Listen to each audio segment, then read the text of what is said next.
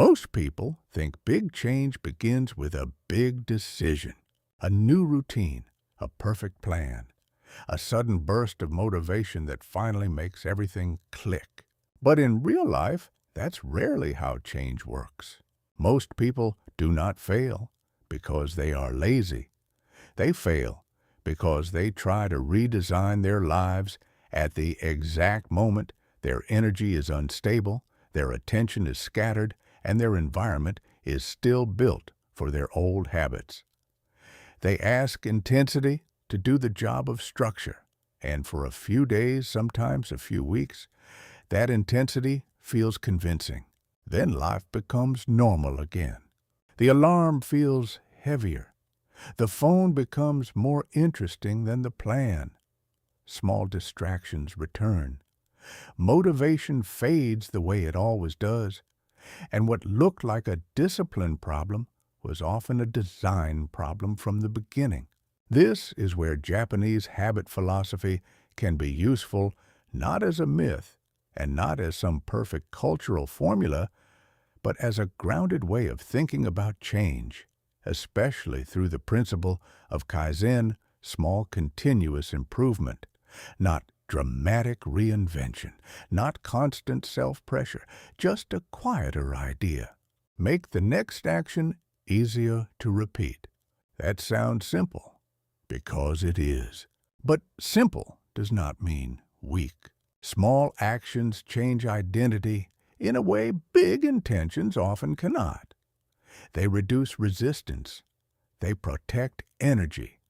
They lower the emotional cost of beginning. And perhaps most importantly, they allow consistency to survive ordinary days, not just exceptional ones. So, in this video, we're looking at 5 Japanese-inspired habits that turn small actions into big change, not through force, through design. The first habit is beginning the day with deliberate slowness. Many people start the morning in reaction mode. They wake up and immediately absorb other people's urgency. Notifications, emails, news messages, unfinished thoughts from yesterday. Before their mind has fully arrived, it is already being directed outward. This creates a subtle psychological problem. Attention gets claimed before it gets organized. And once attention becomes reactive early in the day, the rest of the day often follows the same pattern. You are not choosing your rhythm anymore. You are recovering from interruption. A calmer, Japanese-inspired approach is not about building a complicated morning ritual. It is about protecting the first few minutes of consciousness. Even a small act, opening the window, drinking water in silence, folding bedding, sitting upright, before checking a screen, can act as a signal to the brain that the day is starting with order, not noise. This matters because the brain is highly sensitive to cues. The first actions of the morning often shape the next ones. Behavioral psychology calls this priming. One action increases the likelihood of another. When the first cue is chaos, the mind becomes vulnerable to more chaos. When the first cue is clarity, the mind becomes easier to guide. You do not need an inspiring sunrise routine. You need a stable opening, a small one. Try this tomorrow. For the first 10 minutes after waking, do not consume anything digital. No scrolling, no messages, no headlines. Instead, pair 2 physical actions together. Stand up, make your bed, wash your face, drink water, open a curtain. That is enough. The goal is not productivity theater. The goal is to create a transition. A clean beginning changes the quality of attention. The second habit is reducing friction before relying on willpower. Most people try to become more disciplined by arguing with themselves. They tell themselves to be stronger, more focused, less distracted. But this approach assumes behavior is mostly driven by character. In many cases, behavior is driven by convenience. What is easy gets repeated. What is difficult gets postponed. This is one of the quiet truths behind lasting discipline. People do not consistently do what matters most. They consistently do what has the lowest resistance in the moment. That is why small changes in environment matter so much. If your phone is beside your bed, distraction begins before thought. If healthy food is hidden and fast food is visible, your decisions are already being influenced. If your notebook is in a drawer, but your entertainment apps are one tap away, you are not lacking discipline. You are surrounded by friction in the wrong places. A Japanese-inspired lifestyle often emphasizes arrangement, placing things with intention, removing excess, creating spaces that guide behavior instead of competing with it. Not because tidiness is morally superior, but because the environment shapes mental effort. When your space is noisy, your brain must work harder to focus. When your tools are hidden, starting feels heavier. When every action requires extra decisions, decision fatigue builds early. And decision fatigue is not dramatic. It is subtle. It feels like I'll do it later. It feels like not now. It feels like 1,000 tiny delays that slowly become a lifestyle. So instead of asking, how can I become more disciplined? Ask, how can I make the right action one step easier? Put the book on the desk before sleep. Lay out your clothes the night before. Keep your water bottle visible. Move distracting apps off the home screen. Prepare the first step, not the whole journey. This works because behavior follows the path of least friction. The brain is always calculating effort even when you are not aware of it. A tiny reduction in effort can create a surprisingly large increase in follow-through. Make the beginning easier. That one principle alone changes a lot. The third habit is respecting energy, not just time. This is where many self-improvement systems quietly fall apart. They assume that every hour is equal. They build plans as if the mind can produce the same quality of attention at any moment as long as the schedule looks disciplined enough. But human behavior does not work that way. Your brain changes across the day. Attention rises and falls. Mental sharpness shifts with sleep, light exposure, stress, food movement, and circadian rhythm. So when people say, I just need better time management, what they often need is better energy management. This is a more realistic view of discipline. Japanese-inspired routines often seem calm, not because people are doing less, but because there is often more respect for pacing, sequence, and order. There is an understanding that sustainable output comes from rhythm, not from constant intensity. That matters because the nervous system responds better to steadiness than to repeated extremes. Think about what most people do. They save meaningful work for random leftover hours.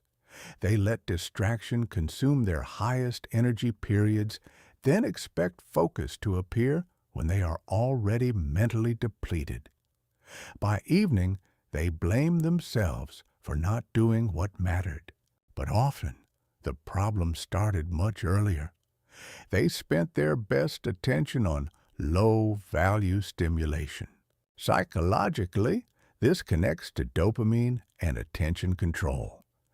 Dopamine is not just about pleasure. It is also involved in anticipation seeking and salience, what the brain treats as worth noticing. Fast digital input trains attention to chase novelty. And novelty feels productive because it creates movement. But movement is not the same as depth.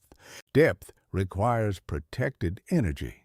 That means one of the most useful habits you can build is assigning your best hours to your most important task, even if that task is small. Not your whole to-do list, just the one thing that deserves your clearest mind. Maybe that means writing for 20 minutes in the morning before opening inboxes. Maybe it means doing your workout before the day becomes crowded. Maybe it means planning tomorrow at the same time each evening, so the next day begins with less mental clutter. Small action, big effect.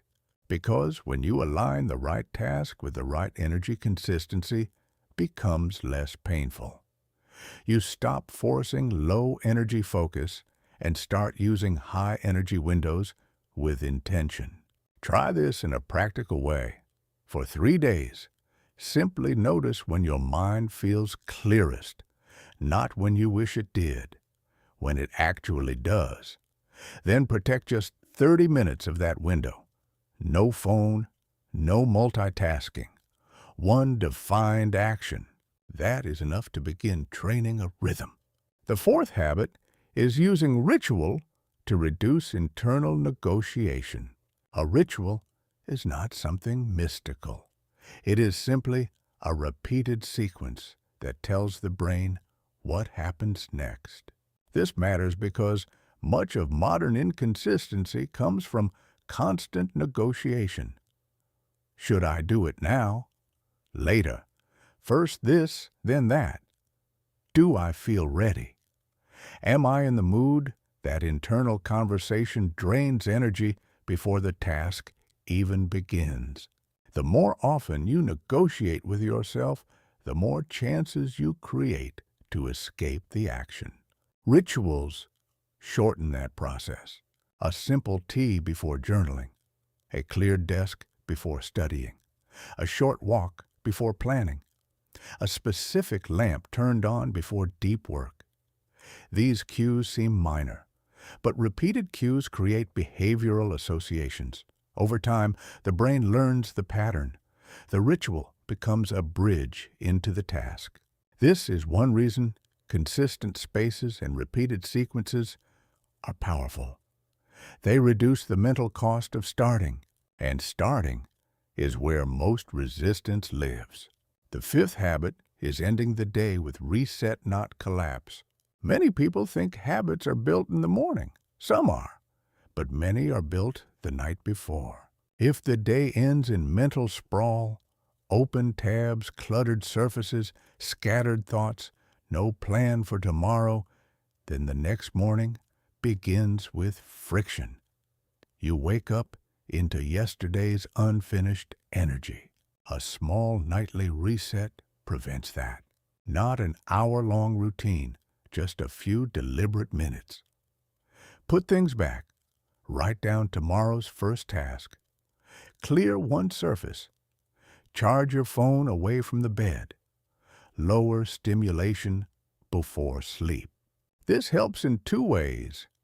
First, it reduces decision fatigue the next day.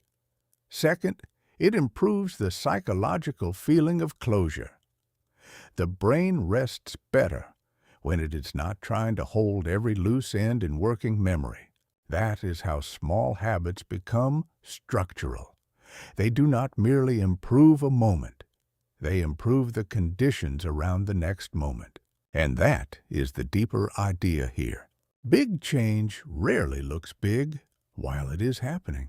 It looks like a quiet morning with no phone in your hand, a notebook already open, a cleaner desk, a task started before doubt has time to speak, a day ended with enough order that tomorrow feels lighter. Nothing dramatic, but repeated enough, these actions begin to reshape identity. You become someone who starts cleanly, someone who lowers friction, someone who protects energy, someone who works with rhythm instead of fighting it, someone who relies less on motivation because the system is carrying more of the weight. That is what discipline often is. Not pressure, not intensity, not becoming a different person overnight.